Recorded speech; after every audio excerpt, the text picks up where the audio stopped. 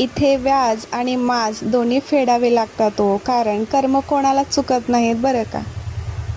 Shri Swami Samarth. Hi hello family, मी पूजा lifestyle working blog YouTube चॅनलमध्ये तुमचं पुन्हा एकदा खूप खूप स्वागत आहे तुमचं आमच्या नवीन व्हिडिओमध्ये. गुड मॉर्निंग, शुभ सकाळ, श्री स्वामी समर्थ.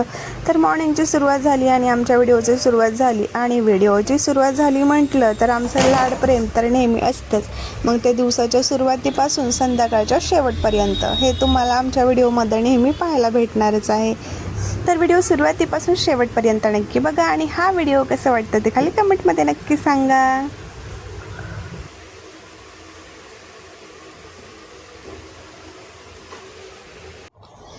मग पुन्हा एकदा गुड मॉर्निंग फॅमिली. तर झाली का तुमची सकाळ? आमची तर झालेली आहे बरं का. तर आज नाश्त्याला दुसरं काही बनवायचं नव्हतं आणि स्वयंपाकसुद्धा असा वेगळा काही करायचा नव्हता, कारण हे आहेत मूग. आता तुम्ही याला मटकी समजाल, तर मटकीपासून पण मी उसळ वगैरे बनवते नेहमी आणि मुगाच्या ह्याच्यापासून पण बनवते बरं का.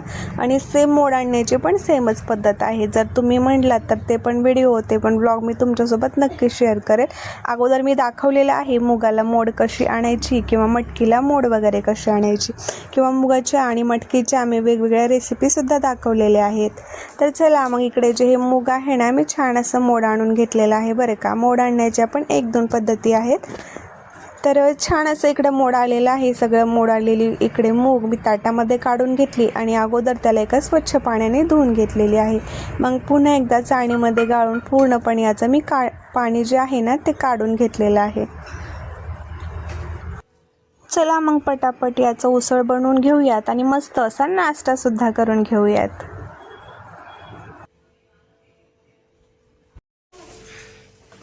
मग आज दुपारी ना घरातले खूप सारे कामं होते बरं का. ते सगळे काही कामं मला करून घ्यायचे होते आणि आज दिवसभर काही मी ब्लॉग शूट केलेला नव्हता, कारण मला खूप सारे कामं वगैरे होते. त्यामुळं काय मी आज व्हिडिओकडे इतकं लक्ष वगैरे दिलेलं नव्हतं. जेणेकरून मला आता काम काय म्हटलं तर सांगायचं तर उन्हाळी कामं आलेले आहेत ना, त्याच कामामध्ये मी आज दिवसभर लागलेली होती. त्या कामाचे सर्व काही मला तयारी करायची होती.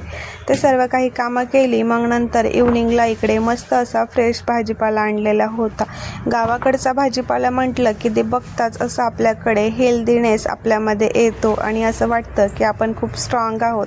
आणि असे फ्रेश भाजीपाला खायला खूप कमी प्रमाणामध्ये भेटतं बरं का. कारण आता सध्या तर उन्हाळ्याचे दिवस चालू आहेत, तर तब्येत चांगली ठेवण्यासाठी आणि हेल्थकडे जास्त लक्ष देण्यासाठी मार्केटहून असे फ्रेश भाज्या घेऊन या आणि स्वच्छ धुवून छान असे फ्रीजमध्ये ठेवून द्या आणि दररोज एक भाजी करून नक्की खा. मला तर अशा फ्रेश भाज्या खूप आवडतात. मग त्यामध्ये मेथी, शेपू, पालेभाज्या वगैरे सगळं काही मला आवडतं. आणि त्यानंतर मी राजला पण ना सर्व पालेभाज्याची सवय लावलेली आहे. आणि पालेभाज्यासोबत नॉर्मल साधीशी चपाती म्हटलं आणि उन्हाळ्यामध्ये ताक, ते तर माझं ऑल फेवरेट आहे. मग त्यापुढे कुठलीही डिश फिकीच पडते माझ्यापुढे.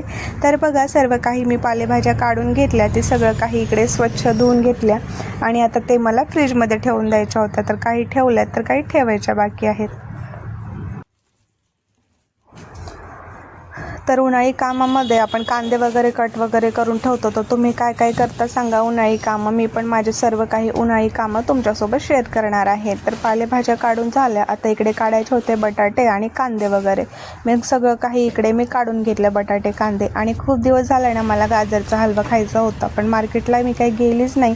आणि कधी जर येते जाते वेळेस जर पाहिलं गाडीवरती तर छोटे छोटे गाजर दिसत होते कुठल्याही स्टॉलवरती, पण मनासारखे मोठे गाजर काय भेटत नव्हते.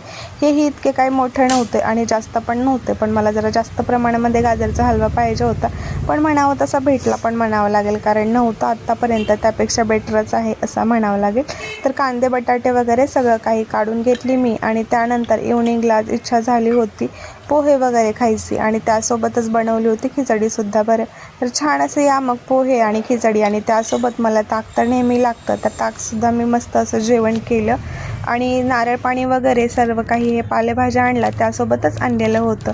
मग काय मस्त असं थंडगार फ्रीजला नारळ ठेवून दिलं. इव्हनिंगला चहा पिल्यापेक्षा म्हणलं आज हेल्थकडे लक्ष देऊ आणि स्वतःच्या थोडंसं तब्येतीकडे लक्ष देऊ.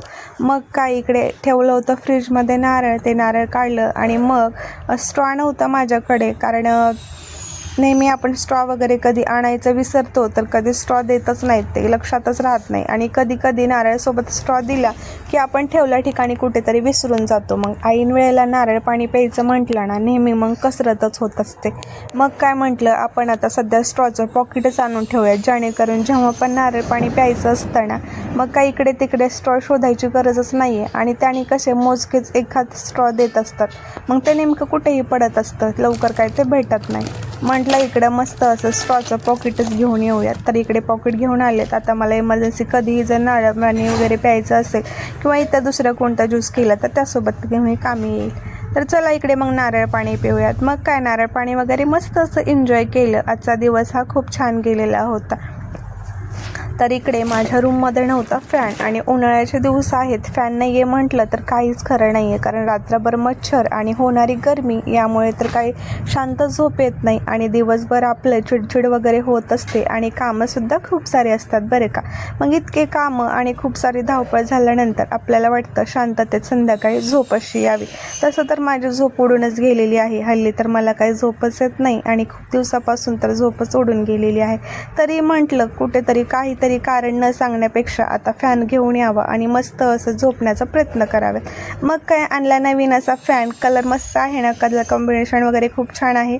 पण असं वाटतं की सेंटरमधलं जे आहे ते वेगळं आहे आणि ते वेगळं आहे, पण काही नाही आहे बरं का. ती त्याची जोडी आहे आणि ते जोडी नेहमी त्याच्यासोबतच राहणार आहे. मग काय दोघं आले एकत्र आणि झाले वेगळे कलर असून, वेगळं हे असून, पण वेगळं मन असून परत त्यांचं मन एक झालं आणि झाले अटॅच.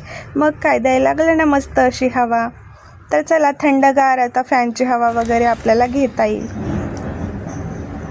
तर असा दिवस जाता जाता मग काय खूपच संध्याकाळ झाली. मस्त अशी इकडे गॅलरीमध्ये एकटी शांत अशी बसली. खूप सारे डोक्यामध्ये विचार वगैरे येत होते, ते पण विचार केलं. आणि राजनं सांगितलं होतं काही वेळ आणि मम्मा मला दूध बिस्किट वगैरे दे, तर त्याच्यासाठी इकडे मी दूध आणि बिस्किट घेतलेलं होतं, त्याला दिलं. पण माझे विचार काही संपत नव्हते.